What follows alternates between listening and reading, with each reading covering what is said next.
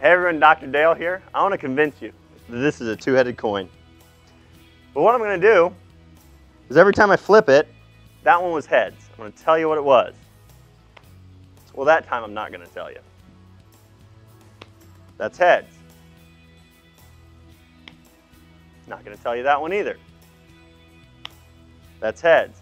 If I flip this coin 100 times but only gave you 50% of the results, I could basically convince you that it's a two-headed coin.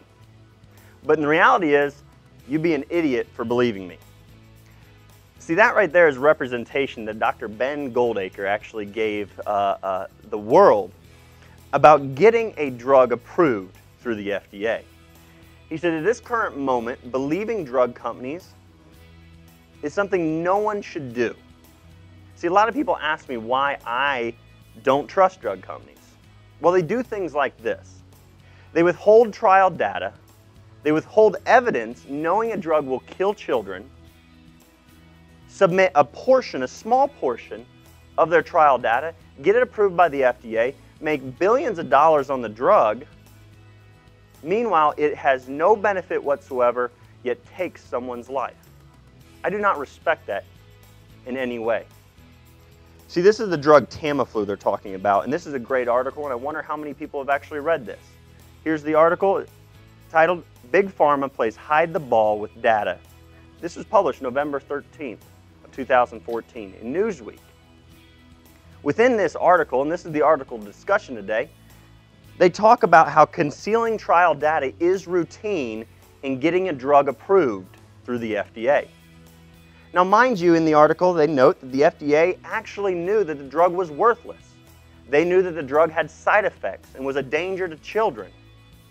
Here's the serious side effects that took place. Well, a 14-year-old child jumped off a balcony after taking Tamiflu. A 17-year-old jumped in front of a truck. They said there's at least 70 documented cases of individuals committing suicide because of psychiatric conditions or psychiatric disorders caused by this drug.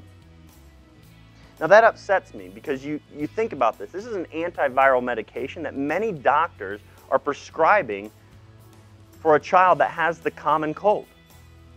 Well, in the article they note that when all available data was looked at, this drug had no benefit whatsoever, and the drug company knew about the side effects such as this. Yet they didn't tell the FDA.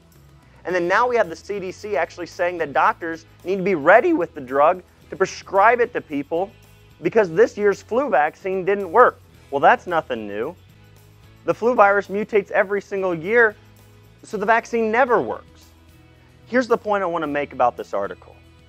See, people are dying, children are dying because of the side effects of this medication, and the drug has no benefit whatsoever. Does not save lives, doesn't reduce complications due to the flu.